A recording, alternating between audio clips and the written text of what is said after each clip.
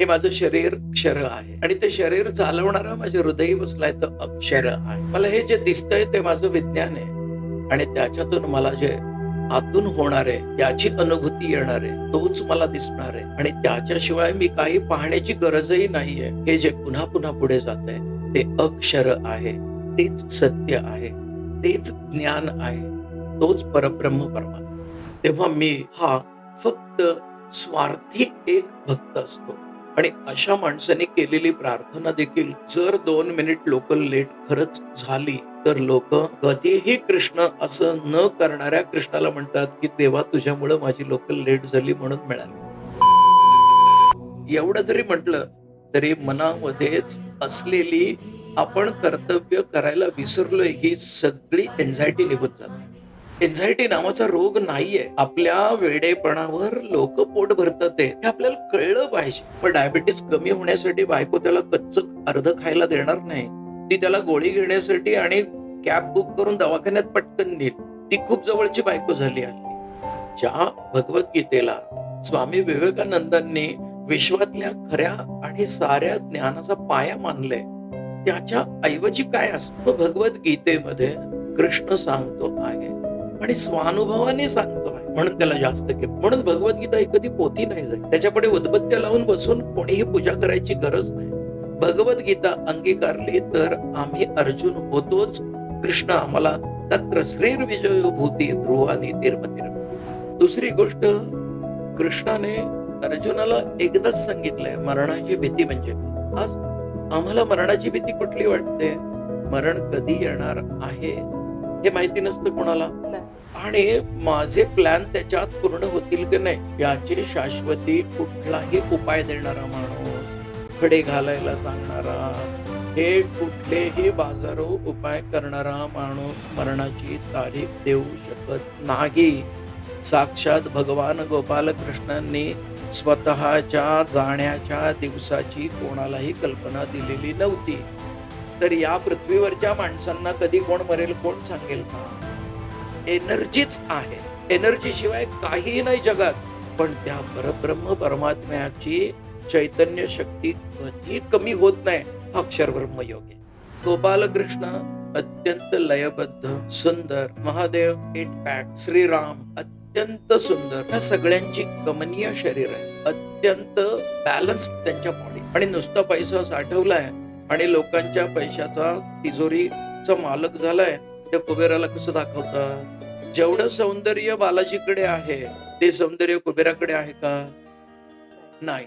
कर्जावर जगतोय तो सुखात आहे आणि कर्ज दिलंय त्याची काय अवस्था आहे? मग हे कर्जाने दिलेलं शरीर आम्ही चुकीच्या कामासाठी वापरलं तर आमच्या कर्मामध्ये सौंदर्य कसं येईल? भगवंताची प्रत्येक ठिकाणी मला त्याची जी जाणीव झाली पाहिजे की माझ्या हातून जे कर्म होतंय. लोक स्वार्थाचं काम करतात. काय देवाची कृपा बाबा मिळालं. अरे लाचार आहेस तू.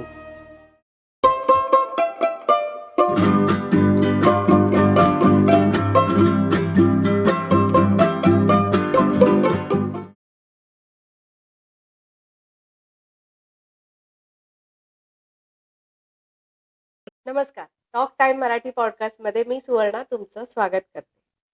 आपल्या मागच्या एपिसोडमध्ये आपण ज्ञान आणि विज्ञान या अध्यायाविषयी कृष्णदास काकांकडनं माहिती घेतली. आज आपण बोलणार आहोत भगवद्गीतेतला 8वा अध्याय अक्षर ब्रह्मयोग.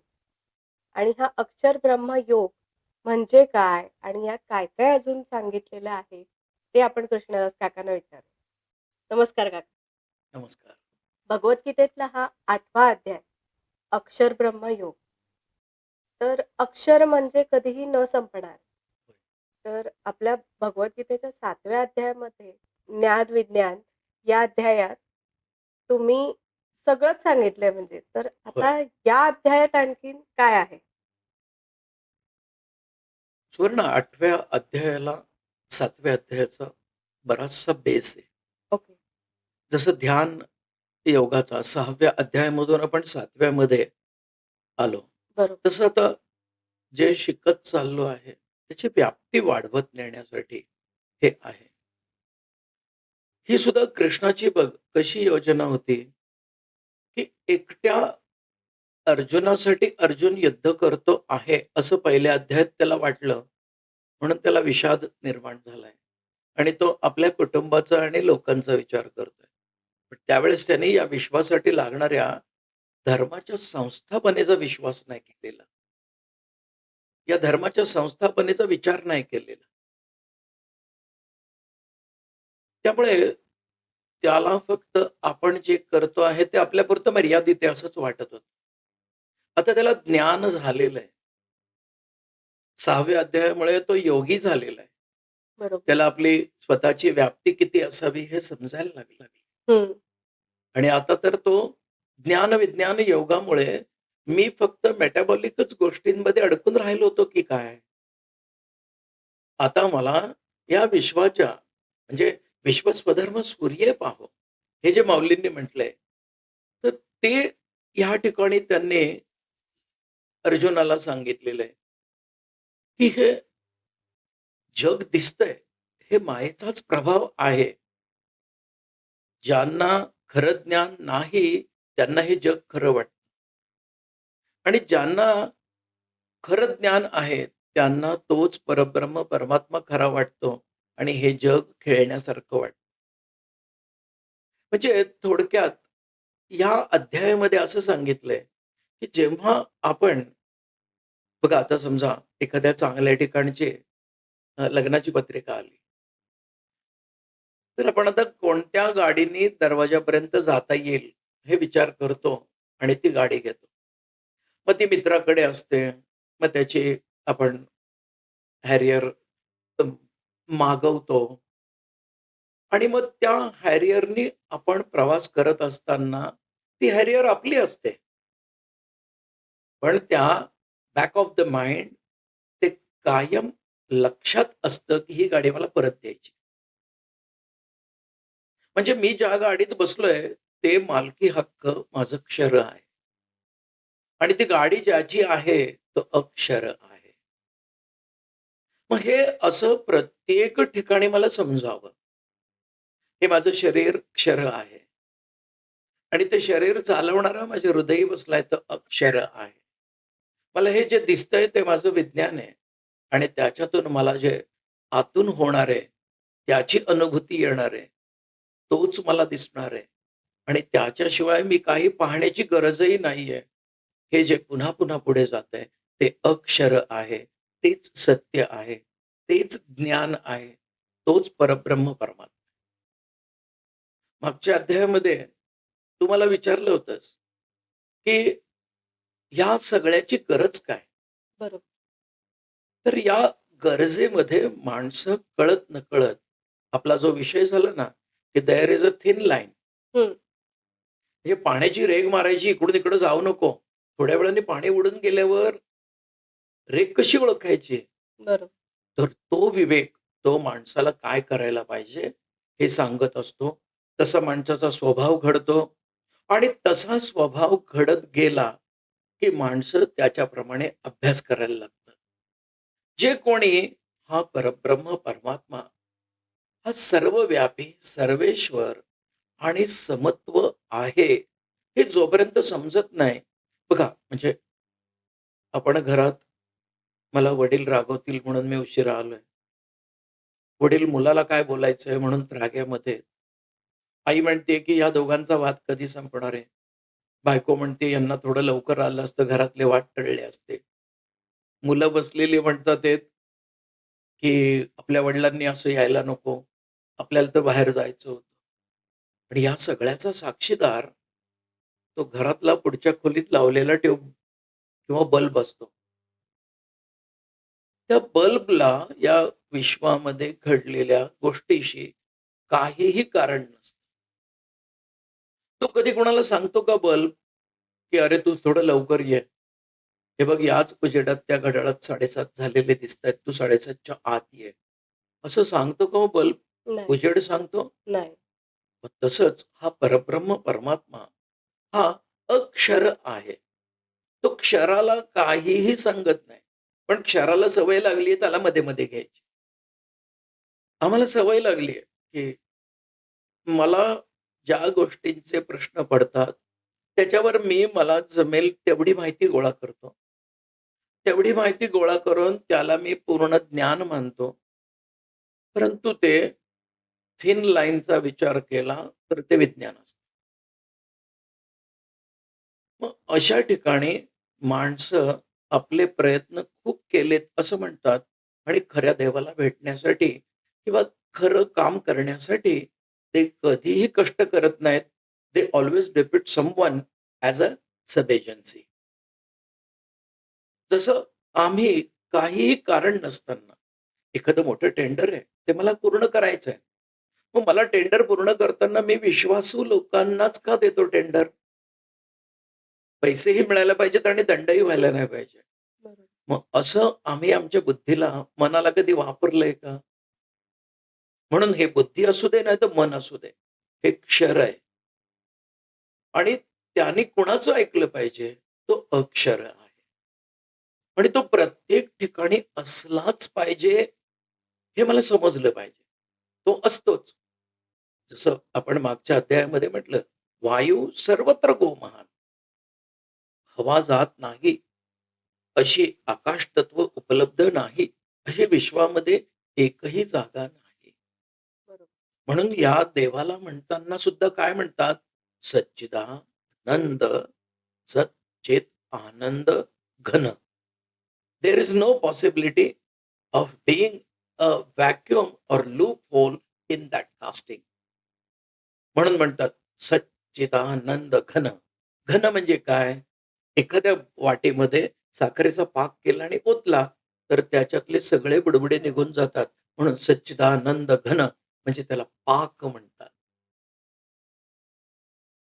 आणि हा जो आहे, हा सर्वत्र उपलब्ध आहे. जेव्हा रामदास स्वामी म्हणतात, की "रिता ठाव त्या राघवे वीण नाही." म्हणजे काय? You cannot identify the vacuum without his existence and that his is capital his. तो अल्मायटी आहे. तो परब्रह्म परमात्मा आहे. तो अक्षर आहे आणि तो सर्वत्र आहे म्हणून ते ब्रह्म आहे. Who is available everywhere is a ब्रह्म. बाकी सगळ्या गोष्टी आणि ते सुद्धा कसं? तर कायम स्वरूपी. मग ते एकाला अनेक मानणं हे विज्ञान आणि एकालाच एक मानणं हे अक्षर ब्रह्म.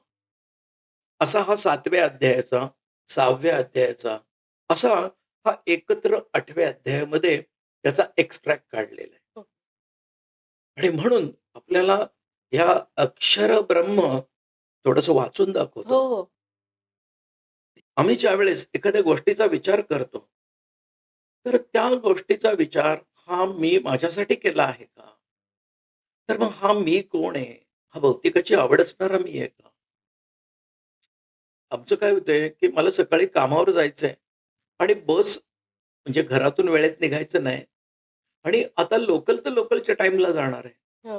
मग ती लेट होऊ देण्यासाठी, की 2 मिनिटं तरी लेट होऊ दे लोकल, मी पोहोचीन तिथे. हा झाला स्वार्थ. हो. कारण आम्हाला हेच उपाय शिकवतात. तुम्ही आज सगळ्या जर पाहिल्या ना, ह्या काय म्हणतात तुम्ही त्याला? रील्स. Instagram आणि रील्स जर पाहिल्या, तर त्याच्यामध्ये स्वार्थासाठीच सगळं शिकवलंय. मॅनिफेस्टेशन. हां. आणि होतंय काय, की मी जर 2 मिनिट गाडी उशिरा येऊ दे असं म्हटलं, तर कोट्यावधी लोकांचं नुकसान होणार आहे. बरोबर. मग हे मला मागणी करताना जेव्हा कळत नाही, तेव्हा मी हा फक्त स्वार्थी एक भक्त असतो. आणि अशा माणसाने केलेली प्रार्थना देखील जर 2 मिनिट लोकल लेट खरंच झाली, तर लोकं कधीही कृष्ण असं न करणाऱ्या कृष्णाला म्हणतात, की "देवा तुझ्यामुळं माझी लोकल लेट झाली म्हणून मिळाली." मग याला वेळेत उठवलं तो कृष्ण नव्हता काय हो? बरोबर. आम्हाला शिकवतानाच असं शिकवलंय आपला स्वार्थ आणि त्याच्यातून उरलं तर लोकांना केलेली थोडीशी मदत याला परमार्थ म्हणतात.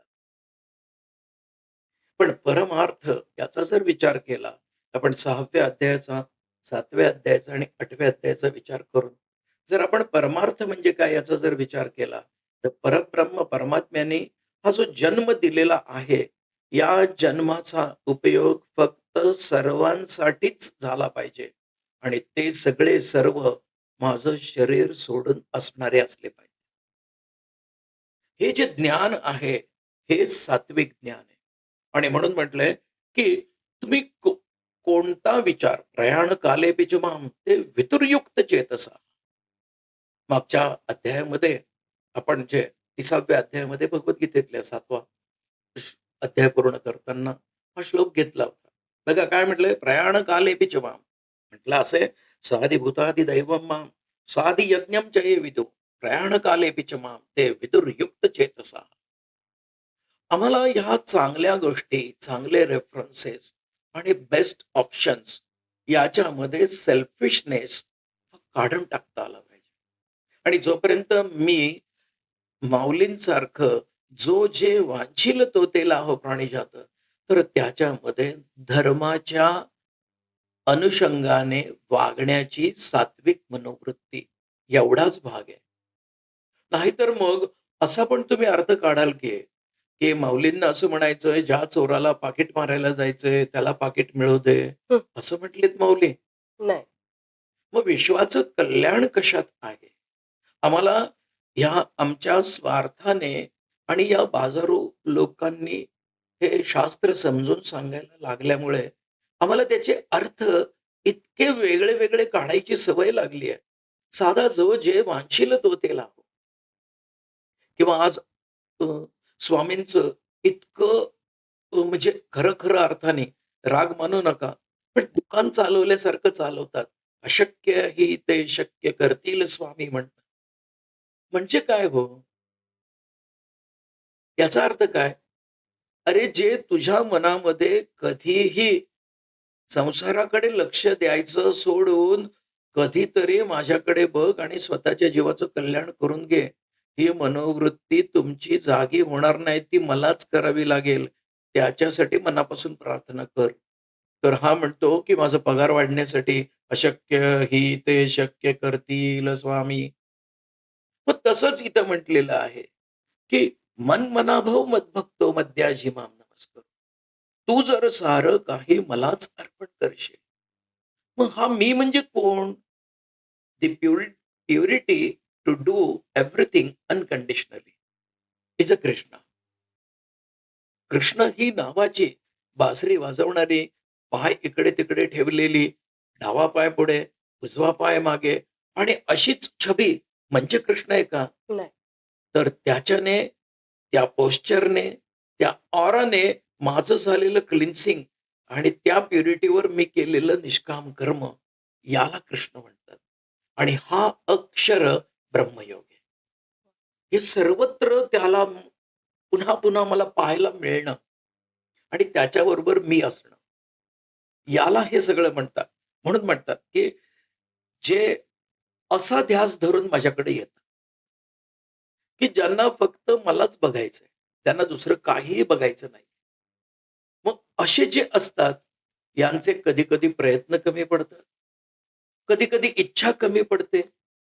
कधी-कधी ॲटमॉस्फिअर, सपोर्ट, सपोर्टिव्ह सिस्टम्स या सगळ्या वातावरण कमी पडतं आणि त्याच्या पुढे मग मनातल्या इच्छा. कारण या इच्छांमधून मार्ग काढायचा आणि मी निरीच्छय म्हणायचं, इतकं सोपं नाहीये सुवर्ण. हो. आणि म्हणून काय म्हटलंय, की अशी लोकं करतात काय, की मला कोण मदत करेल? मग ते म्हणतात, की सकाळी सूर्य उगवताना दर्शन घेतलं, की माझ्यामध्ये कर्तव्याची जाणीव होते. त्याच्यासाठी माणिक घालायची गरज नाहीये. 6:44 तुम्ही जर समजा रोज पूर्व दिशेला तोंड करून फक्त एकदा सूर्याय नमः एवढं जरी म्हटलं, तरी मनामध्येच असलेली आपण कर्तव्य करायला विसरलोय ही सगळी अँक्झायटी निघून जाते. वाह! आम्हाला सवय लागली अँक्झायटीसाठी डॉक्टरकडे जायची, काउन्सिलर्सकडे जायची. जर समजा मी त्या अँक्झायटीला स्वतः वेलकम केलेलं आहे. अँक्झायटीचं मूळ कारण काय आहे? मला नसलेला अवेअरनेस. बरोबर. जर गाडी परत द्यायची आहे, तर गाडी परत देताना ती जशीच्या तशी देणं, हा अवेअरनेस, ही एन्झायटी का नाही असू शकत गं? बरं. मग तुम्ही असं म्हणणार का तुझ्या एन्झायटीमुळे मी धडकलो? नाही. म्हणजे anxiety is a reason to pass the bucks. Anxiety नावाचा रोग नाहीये. आपल्या वेडेपणावर लोकं पोट भरतात आहेत. हे आपल्याला कळलं पाहिजे. कारण जर समजा अर्जुनापेक्षा तुमची एन्झायटी मोठी होती का हो?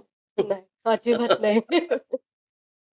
अर्जुनाची असणारी अवस्था, परिस्थिती आणि त्याच्या डोळ्यासमोर तो युद्धाला तयारही जाऊन तिथे उभे राहिलेला असताना, आपल्याला घरात बसून एन्झायटी येते, आपल्याला घरात बसून स्ट्रेस येतात आहेत. हे रोग नाहीत. हे आपण स्वतःला कौतुकासाठी लावून घेतलेली बिरुदं आहेत. आता आणि तुम्ही बोलताय तर असं वाटतं, की आपण किती क्षुल्लक गोष्टींना स्ट्रेस घेतो त्याच्यावरती हो, आणि जे माझ्या हातात नाही त्याचा विचार करणं म्हणजे स्ट्रेसच आहे की नाही? हो. सिग्नलला उभं राहायचं आणि कधी सिग्नल सुटेल असलं टेन्शन आलंय. मग तू पोलिसात कामाला लाग. पोलिसाला तुझी गाडी देऊन टाक. सिग्नल चालेल. नाही, आम्हाला हे करता येत नाहीये. हे सारंच्या सारं मी आज स्वार्थासाठी बघतोय. म्हणून मला ही एन्झायटी-बिन्झायटी. तू मला सांग आमच्या लहानपणी कॉलेज होतं पण एन्झायटी नव्हती. हे काहीही नव्हतं. हे तुम्हाला जसे-जसे लोकांना त्रास होण्याची शक्यता आहे.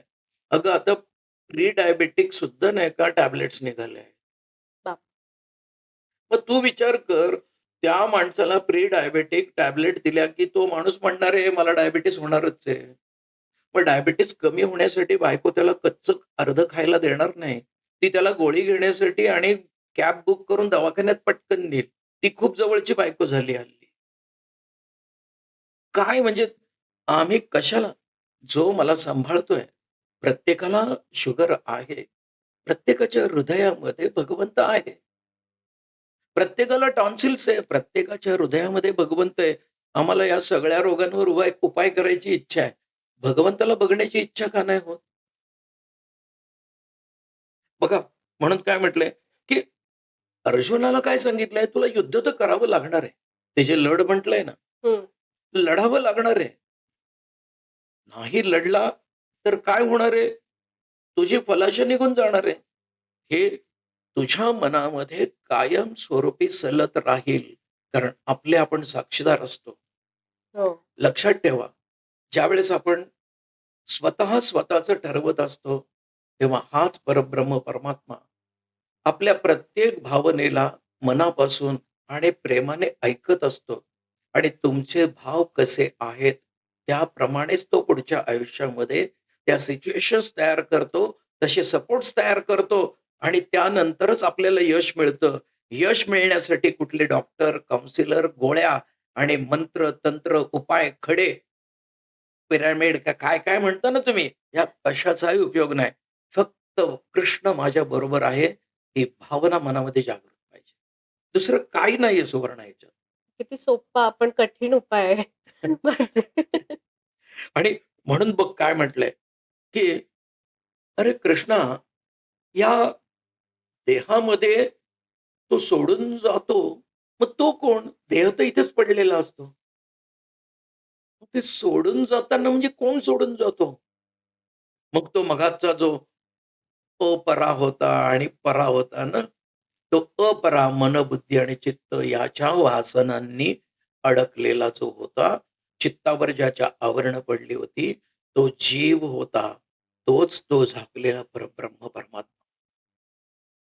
तो सोडून जातो आणि त्यावेळेस माणसाची अवस्था ही कुठल्याही चैतन्याची पुसटशीही शक्यता नसते.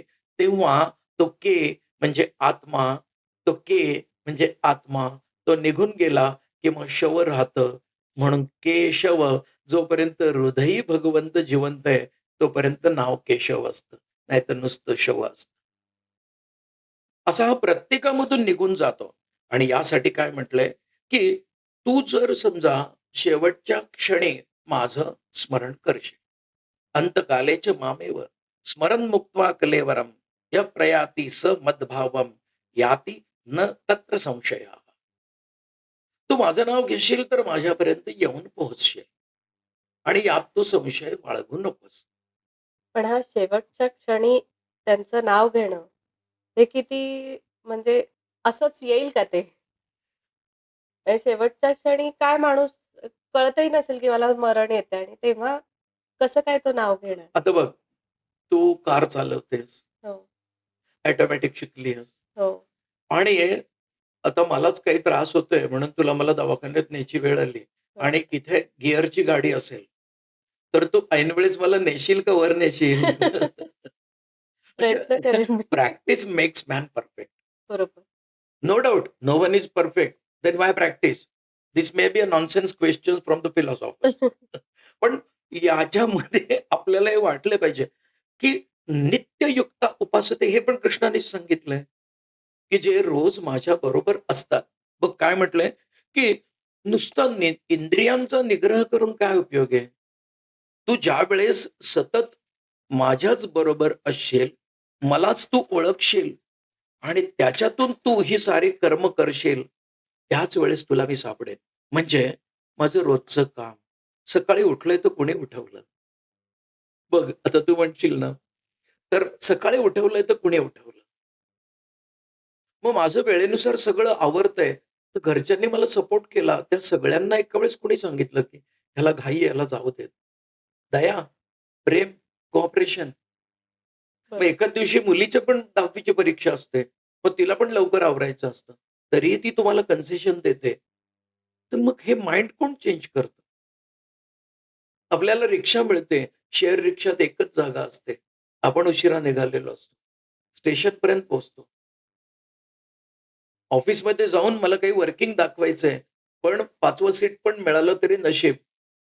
तर 5व्या सीटच्या ऐवजी विंडो सीट मिळतं. कोणीही डिस्टर्ब करत नाही. डायरेक्ट भायखळ्याला उतरेपर्यंत आपल्याला ऑफिसचं वर्किंग करता येतं.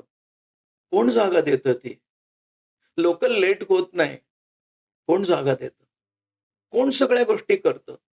हा मला चालवणारा. म्हणून Krishna, unseen witness to our every deal is a Lord Krishna. कारण माझ्या मनामध्ये प्रत्येक गोष्ट सत्कार्यासाठीच करायची आहे आणि त्याचा कुठलाही स्ट्रेस, कुठलीही एन्झायटी, कुठलीही इनडायरेक्ट निगेटिव्ह कुठलेही नाही का त्याच्या एनर्जीज माझ्यापर्यंत पोहोचायच्या नसतील, तर फक्त मनातल्या मनात कृष्णा मी हे तुझ्यासाठी करतोय. बरं शपथ घेतलेली मोडू शकतो. ही स्वतःसाठी घेऊन मोडून बघा की. स्वतःसाठी घ्या आणि मोडून बघा शपथ. आपण दुसऱ्याला दिलेलं कारण काढतो.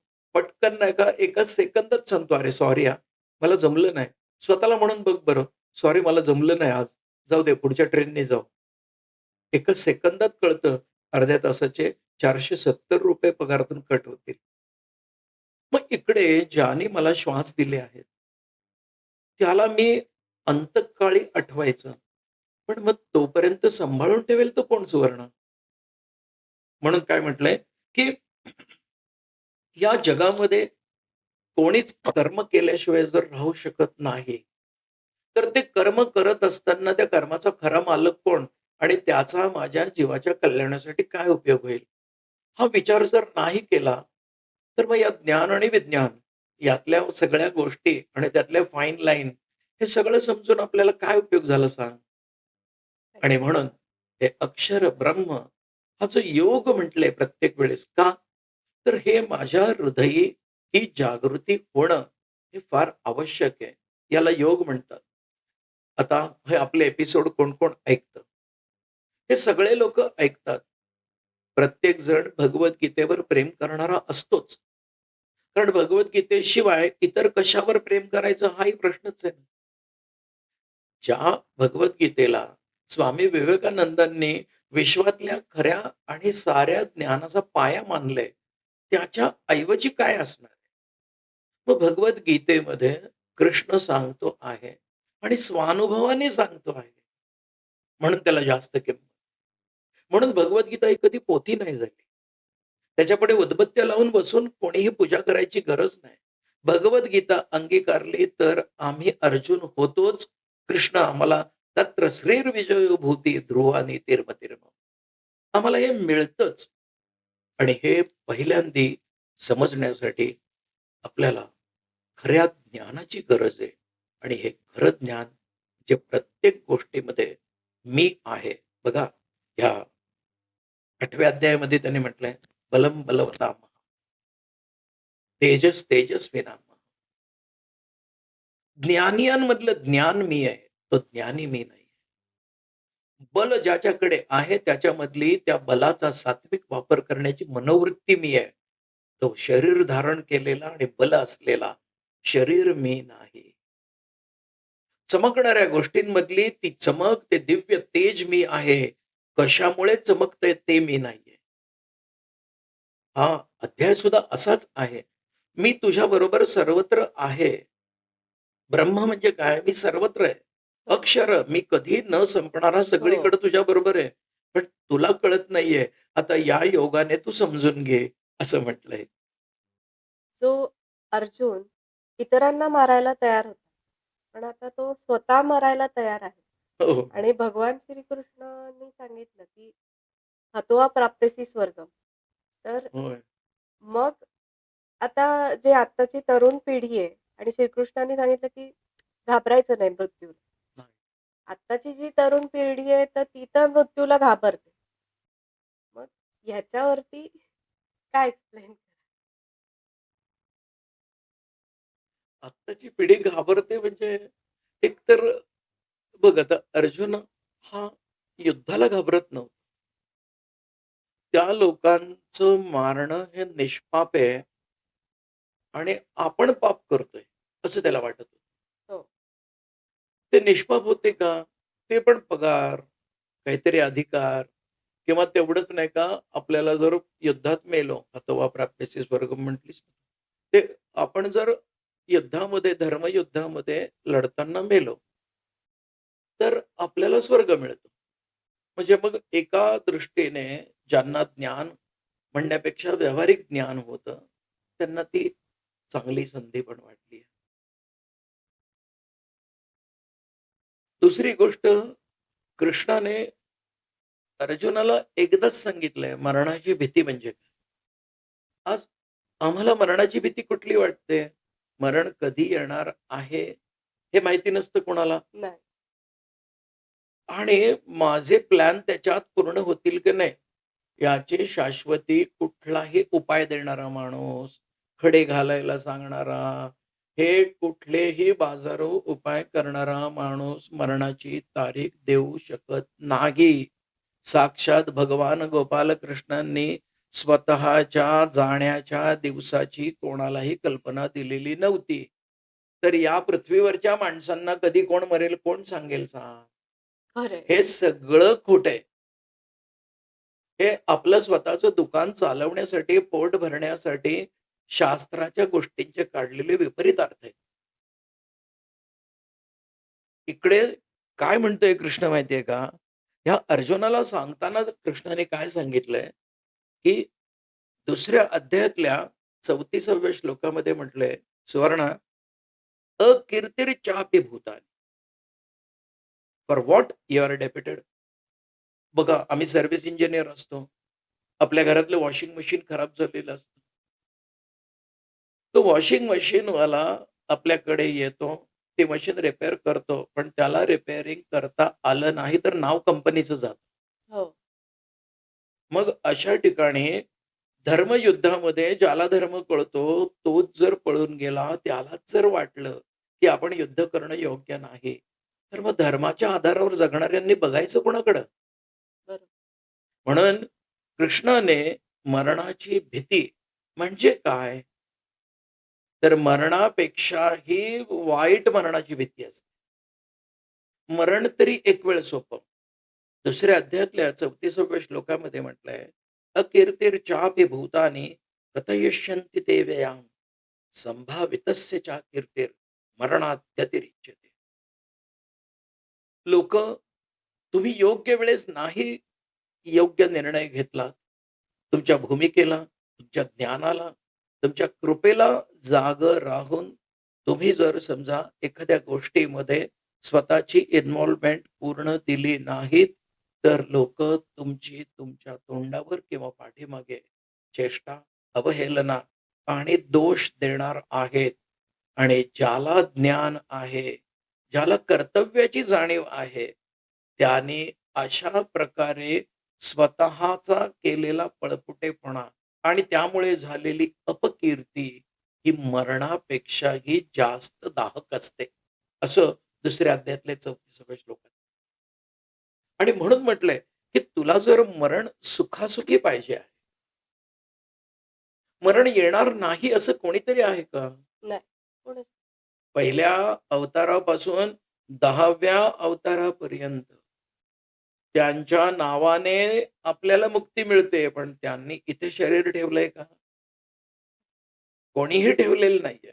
म्हणजे विचार कर, की नाशवंत गोष्ट ही नाशवंत जागी राहिली पाहिजे. आणि जी माझ्या हृदयी असलेली चैतन्य शक्ती आहे, तुमच्या आत्ताच्या ट्रेंडिंग भाषेमध्ये इट्स काय मिरॅकल ऑफ एनर्जी. हो. हां, आता मी तुला बघतोय, ही सुद्धा माझ्या डोळ्यामध्ये तम आहे. तम म्हणजे ऊर्जा आहे, अग्नी आहे. अग्नीमध्ये मी तुला पाहतोय, त्याच्यानंतर निर्माण झालेली the visual energy is converted into the picture energy. Picture energy is converted into the grasping energy. Grasping energy is converted into the reconciliation energy and then I can identify you. एनर्जीच आहे. Energy शिवाय काहीही नाही जगात. पण त्या परब्रह्म परमात्म्याची चैतन्य शक्ती कधी कमी होत नाही. हा अक्षर ब्रह्मयोग आहे. सर्व्हर डाउन झाला तर जगभरातल्या सगळ्या कंपन्या बंद पडतात. पण आमच्या कृष्णाचं सर्व्हर कधीच डाउन होत नाही. कधीच नाही. म्हणून तुम्ही प्रयत्न करत राहता. मग तुम्ही जे प्रयत्न करता ते विज्ञानाच्या आधारे असलेलं व्यावहारिक जग. त्या जगाचं चिंतन केलं तर मला गाडी पाहिजे, मला गाडी पाहिजे, मला गाडी पाहिजे, मला गाडी पाहिजे. कष्ट न करता, योग्य संधी न बघता, स्वतःची ऐपत न बघता गाडी घेतली, तर बँकवाल्याची पण असते अर्धी गाडी आपली असते. काही दिवसांनी आपल्या नाकर्तेपणाला तो घेऊन जातो गाडी. मग दोष कोणाचा? कृष्णाचा. आणि मग गाडी ज्याने दिली तो दोष नाही कृष्णाचा. तुला तो गाडी देत नव्हता, तर तू इथं येऊन मला म्हणालास, "हे घे पावशेर पेढे आणि मी गाडी आणली." तुझ्या मनात नव्हती. आणि मग 14वा हप्ता थकल्यावर गाडी गेली. गाडी गेली.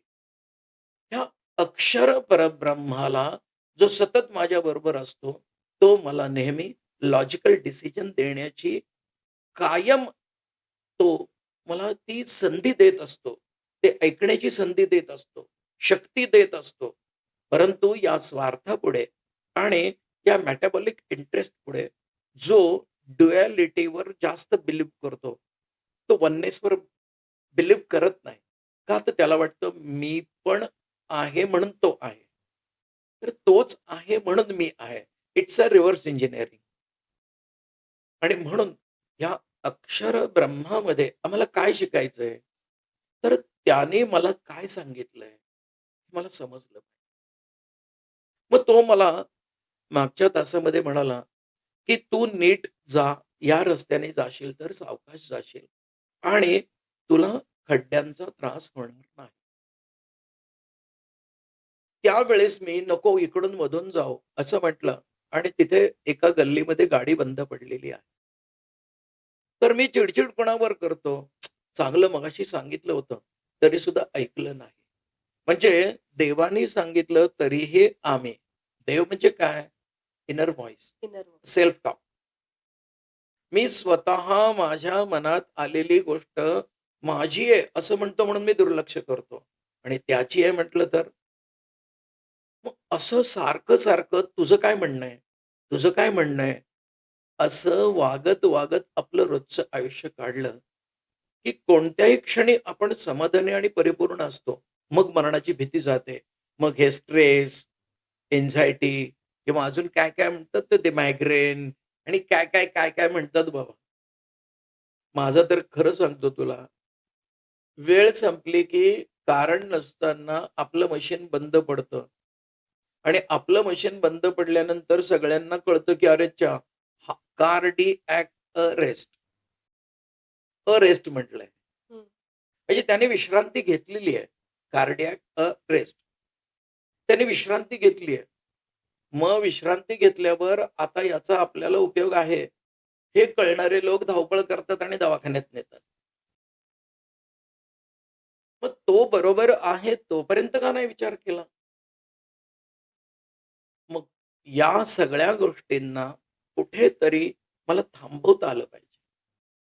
कधीही तो रेस्ट घेऊ शकतो. मी रेस्ट घेत नाही. मग प्रत्येक क्षणाला नारायणा इति समर्पयामी, नारायणा इति समर्पयामी असं म्हणत मी जेव्हा समाधानाने जगतो, तेव्हा तो माझ्याबरोबर असतो.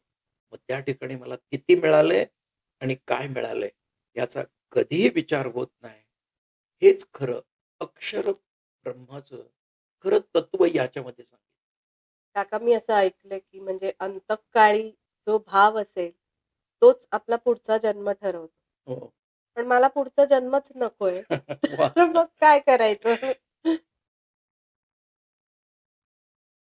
पुढचा जन्म नकोय तर मग बघा, या भगवद्गीतेचा आत्ता आपला हा जो चाललाय, याच्यामध्ये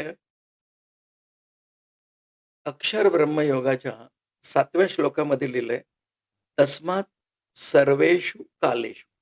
बघा काय म्हटलंय, मामनुस्मर युद्धच मय्यार्पित मनोबुद्धी मामे वैश्यस्य असंशयम. म्हणजे बघ काय म्हटलंय, की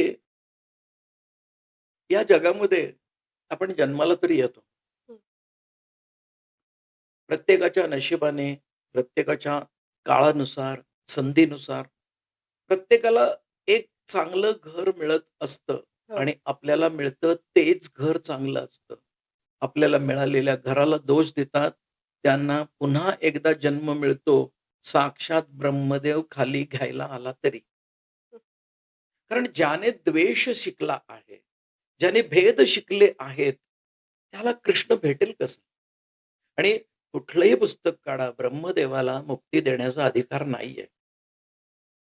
फक्त कृष्णाला महादेवांनी दिलाय जोपर्यंत, तो त्यांनी दिलेले नियम सगळे जसेच्या तसे पाळतो आहे तोपर्यंत. नाहीतर मुक्तीचा अधिकार फक्त महादेवांना आहे. म्हणूनच त्यांच्याकडे संहाराची शक्ती आहे. बाकी इतर कोणी तुला मारू शकत नाही. तुला नकोच आहे. मग भगवान सदाशिवांनी भगवान गोपालकृष्णांना सर्वस्वी अधिकार दिलेले आहेत. प्रत्येक क्षणामध्ये तुला सांभाळायचे. तो त्यांना नियम पण दिलाय. ते शास्त्र पण आहे आणि ते त्यांचं कर्तव्य पण आहे आणि त्यांनी ते स्वतः अंगीकारलेलं आहे. आम्ही स्वतः पाळलेल्या गोष्टी करतो का? नाही. नाही. जेव्हा डायबिटीजची गोळी 500 ची 1000 होते, तेव्हा चालायला वेग वाढतो की नाही? हं, बरोबर. तोपर्यंत होतो का? नाही. माणूस जाड होतोय तोपर्यंत चांगला स्वतःचा नाही का तब्येत वाढते, आपलं इम्प्रेशन पडेल म्हणतो आणि मग कोलेस्टेरॉल आणि बीपी चालू झाल्यावर मग त्याला देव आठवतो. खरंय. म्हणजे विचार करा तुम्ही, मरणाची तुला भीती तर नाहीये, पण पुनर्जन्मही नकोय. मग अशांनी काय करायचं? तर जसं तुम्हाला कृपा करणारा देव आहे, तसं तुमचं शरीर असलं पाहिजे. म्हणजे नक्की कसं? बघा, गोपालकृष्ण अत्यंत लयबद्ध, सुंदर, महादेव 8 पॅक, श्रीराम अत्यंत सुंदर. ह्या सगळ्यांची कमनीय शरीर आहेत. अत्यंत बॅलन्स्ड त्यांच्या बॉडीज आहेत. आणि नुसता पैसा साठवलाय आणि लोकांच्या पैशाचा तिजोरीचा मालक झालाय, त्या कुबेराला कसं दाखवतात? जेवढं सौंदर्य बालाजीकडे आहे, ते सौंदर्य कुबेराकडे आहे का? नाही. नाही. कर्जावर जगतोय तो सुखात आहे आणि कर्ज दिलंय त्याची काय अवस्था आहे? मग हे कर्जाने दिलेलं शरीर आम्ही चुकीच्या कामासाठी वापरलं, तर आमच्या कर्मामध्ये सौंदर्य कसं येईल? भगवंताची प्रत्येक ठिकाणी मला त्याची जी जाणीव झाली पाहिजे, की माझ्या हातून जे कर्म होतंय. लोकं स्वार्थाचं काम करतात. काय देवाची कृपा बाबा मिळालं. अरे लाचार आहेस तू. भगवंताने ज्यांना ज्यांना दिलं आहे त्यांना फक्त अंतरंगामध्ये दर्शन दिलेलं आहे. देव पैसा कशाला देईल ग? ज्या पैशामध्ये अडकून माणूस मरून जाऊ शकतो, त्याला रोग होतात, त्या पैशाला हजारो वाटा असतात. असा रोग असलेला आशीर्वाद देव तरी देईल का हो कुणाला?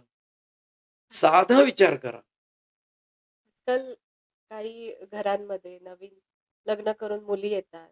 काही वर्षांनी घरांमध्ये वावरायला लागतात घरच्या लोकांबरोबर. पण मग ते नंतर काही वर्षांनी जेव्हा लोकांचा कंटाळा येतो किंवा राग-राग होतो, तेव्हा ते म्हणतात, "काय नशिबाने मला हे घर मिळालं." पण तुम्ही आता म्हणालात. पण तेच काही लोकं हे देवाची पण उपासना करतात. ते मंदिरांमध्ये जातात न चुकता. मग अशा लोकांच्या बुद्धीत फरक कसा पडणार?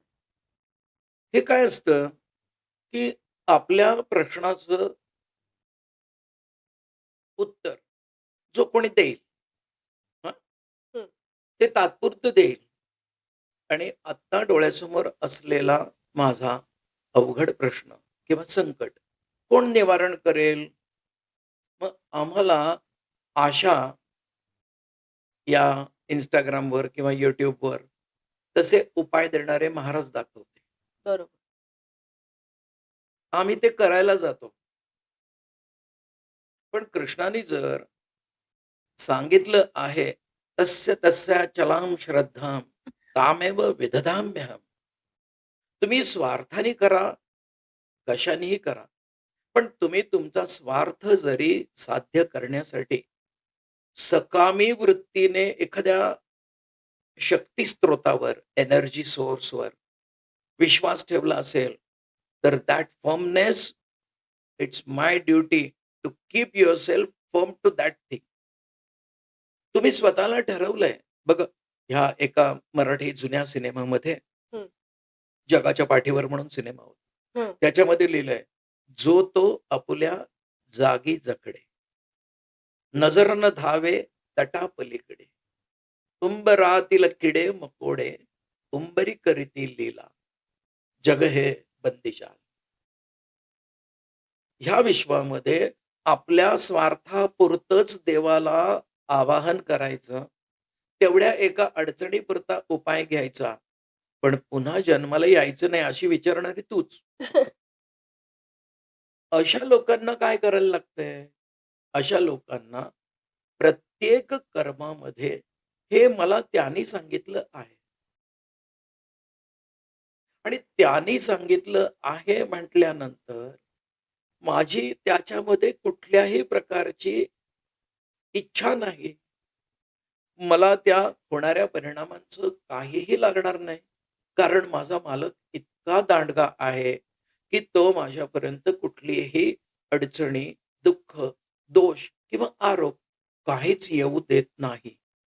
इतकी स्वतःची स्वतःबद्दल, उपासनेबद्दल आणि कृपेबद्दल जर समजा दृढ विश्वास आणि ताकद असेल, तर असा माणूस जे जे काम करतो, त्या कामाने भगवंताला आनंद मिळतो. आता भगवंत सर्वत्र आहे. हो. स्वार्थासाठी काम केलं की काय म्हणतो आपण? शेवटी काय एवढं सगळं आम्ही फिरलो, पण त्यांनी त्याचंच काम करून घेतलं. आणि एक माणूस येतो आणि तो म्हणतो माझ्यामुळे सगळं झालंय. मग त्याचा अनेक लोकांना फायदा होतो. पण त्या फायद्याचा नंतर तो पुन्हा स्वतःचा पक्ष काढून जेव्हा एन्कॅश करायला जातो, तेव्हा पुन्हा तो या मरून पुन्हा जन्माला येणाऱ्या लोकांमध्ये येतो. तुला आता मरायचंच नाहीये. हं. तर मग प्रत्येक कामामध्ये आणि मरायचं असलं तर पुन्हा जन्मालाच यायचं नाही. होय ना? हो, हो. हां, म्हणजे पुन्हा जन्माला येणार नाही इतकी तयारी होईपर्यंत मरायचं नाहीये. असं म्हटलं तर अजून फाईन होईल की हो. नाही? मग असं पुन्हा जन्माला यायचं नाही तोपर्यंत मला मरायचं नाहीये. याच्यासाठी फक्त आतमध्ये डोकावून पाहता आलं पाहिजे, की हे सारं माझ्या हातून कोण करून घेतंय? तो अक्षर आहे. मी संपलो तरी तो मला सोडणार नाहीये. मला आईच्या पोटात कोण घेऊन आलं? त्याने मला इथपर्यंत आणून सोडलंय. पण आधी त्याने जागा केली आहे आणि त्या जागेच्या पिशवीमध्ये मी आत बुडबुड्याच्या आत जन्माला आलेलो आहे. म्हणजे तो मला कुठेही सोडत नाहीये आणि मी मात्र शरीर जरा सुख देतंय म्हणून त्याला माझ्याबरोबर आहे हे विसरलो आहे. हे ज्यावेळेस आपलं विसरायचं बंद होईल, मग केव्हाही निसर्ग नियमाप्रमाणे हा कार्डियाक अरेस्ट आला, तरी देखील तो ओम नमो भगवते वासुदेवाय असंच म्हणत होता. मग असं म्हणत असणाऱ्याला त्याच जपाचं अनुसंधान मिळतं. शरीर गेलं तरी जप त्याच्याबरोबर येतो आणि मग पुढचा जन्म हट्टाने करून घ्यायला लागत नाही. देव म्हणतो, "खाली जा आणि 100 लोकांचं काम कर." मग मुळातच जन्म न घेण्याची इच्छा असणारे भगवंताच्या कृपेने इच्छा घेते, त्यांचे योगी होते. आणि हे योगी हे धर्म संस्थापनेसाठी कृष्ण अर्जुनाच्या रूपामध्ये वापरत असतो. आम्हाला म्हणून अर्जुन व्हायचं आहे. बरोबर. आम्ही जेव्हा अर्जुन होऊ, त्याच वेळेस या साऱ्या कृष्णाच्या लीला, रचना आणि त्याचं कधीही कोणाला न समजणारं हे प्लॅनिंग, भविष्य हे सारंच्या सारं समजू लागतं. पण देवावर अवलंबून राहणं हा बौद्धिक मागासलेपणा या जगामध्ये सिद्ध करणाऱ्या लोकांनी या देवाला फक्त पैशासाठी विकलंय. जोपर्यंत आपल्या हृदयामध्ये अमाप आत्मविश्वास, सात्विकता आणि अनेकांचं कल्याण ह्या 3 गोष्टी जागृत होत नाहीत, तोपर्यंत करोडो जप केले तरी देखील पुन्हा आपल्याला मरून जन्माला यायचंच आहे. आजच्या या अध्यायात 8व्या अध्यायात म्हणजे मला असं पूर्ण पॉडकास्ट ऐकल्यानंतर असं वाटतंय, की आपल्या रोजच्या स्मरणात आपण जर ओम नमो भगवते वासुदेवाय हे जर आपण ठरवलं, तर निश्चितच कोणत्याही प्रत्येक क्षणाला आपण जे काही कार्य करतो, ते नक्कीच पूर्ण होईल. आणि या एपिसोडचा हा आजचा जो मला समजलेला अर्थ आहे आणि तो तुम्हालाही समजला असेल, तर कमेंटमध्ये नक्की कळवा आणि तुम्ही रोज काय स्मरण करता हेही आपल्या कमेंट्समध्ये सांगा. टॉक टाइम मराठी पॉडकास्टला लाईक, शेअर आणि सबस्क्राईब करायला विसरू नका. बेल आयकॉनवर क्लिक करा पुढच्या एपिसोडसाठी. आपले फेसबुक आणि इंस्टाग्राम चॅनल्सही आहेत. तिकडेही आपण या एपिसोडचे छोटे-छोटे रील्स करतो आणि ते सगळे तुम्हाला आवडतायत. तेही आमचे चॅनल्स फॉलो करायला विसरू नका. थँक